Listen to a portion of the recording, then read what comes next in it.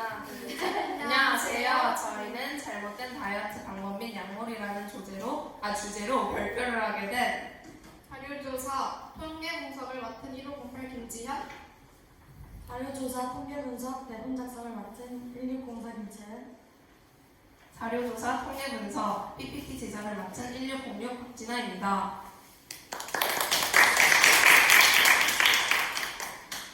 발표를 시작하기에 앞서 목차를 설명드리자면 첫 번째로 주제에 대한 간단한 소개를 진행한 후 두 번째로 관련 영상을 시청하겠습니다.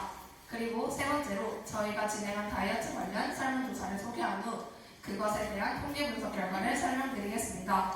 그 후 다섯 번째로 결과 및 해결 방법을 소개하고 마지막으로 느낀 점을 말씀드리며 발표를 마무리하겠습니다. 여러분 혹시 지금까지 살면서 다이어트를 접해봤거나 그 중에서도 약물을 통한 다이어트를 경험해 본 적이 있으신가요? 네, 이 화면 속에 보이는 약은 언뜻 보면 일반적인 다이어트 알약처럼 보일 수도 있지만 사실 이 알약에는 마약이 숨겨져 있다는 사실을 알 수 있습니다. 이 약에는 다이어트 알약 속에서 흔히 볼 수 있는 펜터민이라는 마약 성분이 포함되어 있습니다. 이는 중추신경 홍분제로 노르아드레날린의 분비 자체를 촉진하고 적은 양이지만 도파민과 세로토닌의 분비를 촉진하여 식욕을 억제함으로써 다이어트 알약으로 위장하여 시중에 판매되고 있습니다. 이와 같이 잘못된 다이어트 방법 및 약물이라는 주제에 대해 발표하기 위해서는 현재 실태에 대한 이해가 필요합니다. 후에 더 자세히 설명해 드리겠지만 저희가 직접 유레카라는 사이트를 통해서 설문조사를 진행한 결과 남녀 구별 없이 고등학교를 졸업한 뒤에 다이어트를 할 생각이 있나요? 라는 질문에 대해 매우 그렇다 라고 답변에 다수의 사람들이 분포한 것을 볼 수 있습니다. 반면에 평소 다이어트 약에 대한 지식을 가지고 있다고 생각하나요? 라는 질문에는 매우 그렇지 않다라는 답변에 다수의 사람들이 분포한 것을 알 수 있었습니다.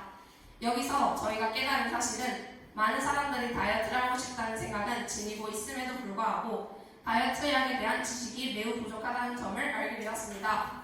또한 사람들의 다이어트 관련 지식 부족 문제가 우발적으로 다이어트를 하게 되었을 시 마약 성분을 접하게 되는 문제로 이어질 수 있다는 우려를 생각해보게 되었습니다. 따라서 저희는 현재 실태를 파악하여 이를 바로잡고자 잘못된 다이어트 방법 및 약물이라는 주제로 발표를 하려고 합니다. 그럼 다이어트 관련 영상 시청을 통해 발표를 이어가겠습니다. 다이어트 약으로 유명해져서 운전 청수였던 병원들이 수사를 받고 있죠. 일부 병원은 식욕 억제제를 마구 처방하고 부작용을 줄인다며 마약 유인 화물제까지 처방하다가 검찰로 넘겨졌습니다. 서주희 기자의 단독 보도입니다. 병원 앞에 텐트까지 쳐놓고 줄을 선 사람들. 이 병원의 처방을 받기 위한 줄서기 대행업체도 성업 중입니다. 충청남도에 있는 이 병원은 이른바 다이어트 성지로 알려지면서 전국에서 환자들이 몰려들고 있습니다. 아니면 사진이나 같이 다니고 자기의 그 심리적으로 다른 사람을 할 때 하나하나 주고 뭐 이런 거 해야 돼.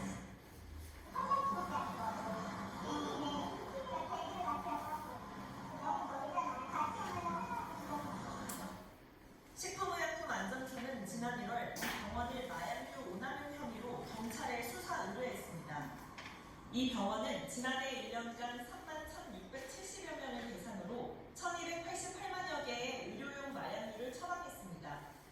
경찰은 6개월간의 수사 끝에 지난 7월 마약류 관리법 위반 혐의로 검찰에 송치했습니다. 경찰은 이 병원이 마약류인 식욕 억제제를 처방하면서 부작용으로 우울증이 우려되자 마약류인 항우울제를 추가로 처방하는 방식으로 의료용 마약류를 오남용했다고 봤습니다. 병원 측은 병원이 외지다 보니 해외나 전국 각지에서 오는 환자들이 많아 약 처방이 많았다고 밝혔습니다. 또 오히려 항우울제가 식욕 억제제 사용량을 줄이고 다이어트 효과를 극대화시켜 처방했을 뿐이라고 밝혔습니다. 경찰은 대구의 또 다른 다이어트 전문 병원에 대해서도 의료용 마약류 오남용 혐의로 수사 중입니다.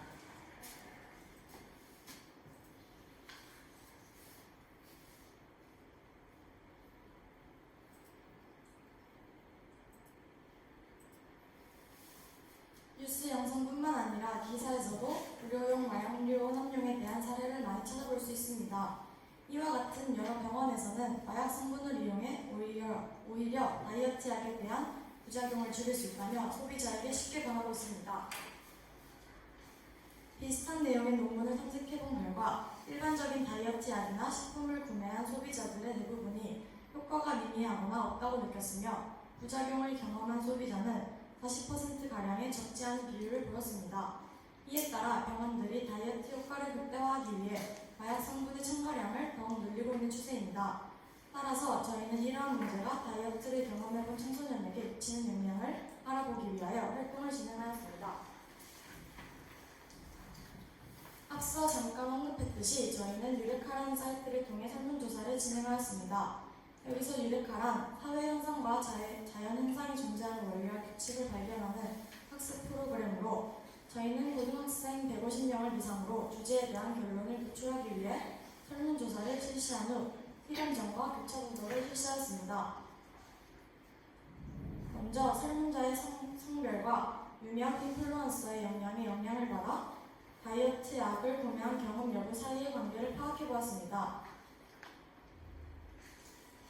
이때 남녀에 따른 다이어트 약 구매 여부에는 두 집단의 차이가 없다라는 연관서를 기록할 수 있었습니다. 즉, 남녀에 따라 매체 영향으로 인한 다이어트 약 구매에 대한 차이가 있다는 결론을 얻을 수 있었습니다. 두 번째로 실시한 T검정에서는 설문자의 몸무게 중 가장 많이 응답한 데이터와 주변에 마련된 운동환경 여부 사이의 관계를 파악해보았습니다. 이때 몸무게에 따른 운동환경 많은 정도에는 두 집단의 차이가 없다라는 연관서를 기억하여 몸무게에 따른 주변 운동 환경에는 차이가 있다는 결론을 얻을 수 있었습니다. 다음으로 성별에 따른 이상적인 몸무게에 대한 논란을 교차 분석을 통해 알아보았습니다. 이를 통해 남자들은 70kg대, 60kg대 순으로, 여자들은 50kg대 미만, 50kg대 순으로 응답한 것을 볼 수 있습니다. 또한 성별에 따른 다이어트 방법을 교차 분석을 통해 알아본 결과 다이어트를 해본 남자들은 헬스, 식단 순으로 응답하였고 다이어트를 해본 여자들은 홈트, 굶기 순으로 응답했습니다. 앞서 저희가 실시한 총계 분석 자료들을 모두 조합한 결과 다음과 같은 결론을 내릴 수 있었습니다. 다이어트에 관심이 있는 청소년은 다수지만 그에 비해 다이어트 약에 관한 지식이 현저히 부족하다는 것을 알게 되었고 남녀 성별에 따른 다이어트 약 구매 여부에 큰 차이가 있다는 것을 깨닫게 되었습니다. 또한 시중에서 판매되고 있는 다이어트 약에 마약 성분이 포함되어 있는 경우가 꽤 많았으며 이는 소비자들이 구매하기 쉬운 방법으로 널리 퍼지고 있다는 사실을 알 수 있었습니다. 이를 해결하기 위한 방안으로는 두 가지 측면에서 찾아볼 수 있습니다. 먼저 소비자의 관점으로 살펴보았을 때 가장 최선의 방법은 다이어트와 관련된 약물을 복용하지 않고 건강한 다이어트를 하는 것입니다. 영양학적으로 균형된 열량 제한 식이요법과 규칙적인 운동요법 등 일상적인 행동에 변화를 주어 일주일에 0.5에서 1kg 정도 체중을 감소시키고 감소된 체중을 유지하는 것이 바람직하다고 말할 수 있습니다. 또한 식이요법에서는 1일 섭취량을 조사하여 실제 섭취량에서 250에서 1000kcal를 감량하는 방법을 쓰기도 하지만 1000kcal 이상을 감량하는 것은 악영향을 골라낼 수 있어 순용도를 고려하여 운동을 함께 병행하는 것이 더욱 좋습니다. 기업의 관점에서 바라본다면 다이어트 식품의 사용상 부작용 경고 표시 의무화가 가장 필수적이라고 할 수 있습니다. 또한 마약 성분이 포함된 다이어트 약과 관련된 허위 과장 광고에 대한 적절한 규제를 마련해야 하며 소비자 지배 및 언론 매체를 통한 소비자 홍보를 실시해야 합니다. 저희가 진행한 활동에 대한 발표는 이렇게 마무리를 하며 느낀 점을 발표하겠습니다. 저는 평소 생각해보지 못한 다이어트 약과 마약이 사회 속에서 밀접한 연관이 되어 있다니 놀랍기도 하고 의외라고 생각했습니다. 사람들이 흔히 말하길 사람들이 먹는 건데 알아서 잘 만들었겠지 같은 말이 이제는 더 이상 그냥 넘어가서는 안 되는 그냥 무책임한 말이구나. 그 말이 다는 아니구나 깨달았습니다. 친구가 산 다이어트 약의 성분 성분을 직접 조사해보니 마약 성분으로 쓰일 수도 있는 기타 성분을 표기된 이산화규소를 발견했습니다. 이산화규소는 방부제로도 쓰이긴 하지만 전에 마약의 성분으로 한번 쓰였다는 기사를 보고 기타 성분의 쌀가루와 같이 표기된 이산화규소를 의심하지 않을 수가 없었습니다.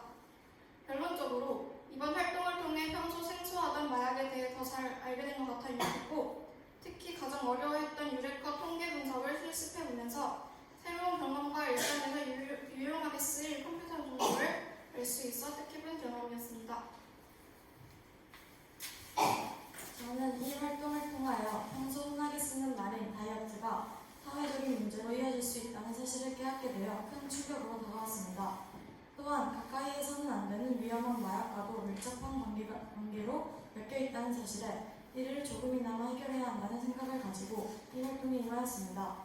몇 개월 동안 통계 분석으로 인한 자료들로 직접 얻은 사실을 통해 더욱 뜻깊은 결과를 도출해낼 수 있어 보람 있는 활동이 된 것 같습니다. 저는 설문지를 만들고 배부하여 통계조사까지 모든 과정이 어렵게 느껴지긴 했지만 막상 결과물을 보니 의미 있고 좋은 경험이었다는 것을 느꼈습니다. 다이어트 약에 대해 부족한 지식을 차곡차곡 채워감으로써 다이어트 약의 부작용뿐만 아니라 현대사회의 미용 체중에 부합하기 위해 마약 성분이 포함된 다이어트 약까지 손에 댄다는 사실까지 알게 되었습니다.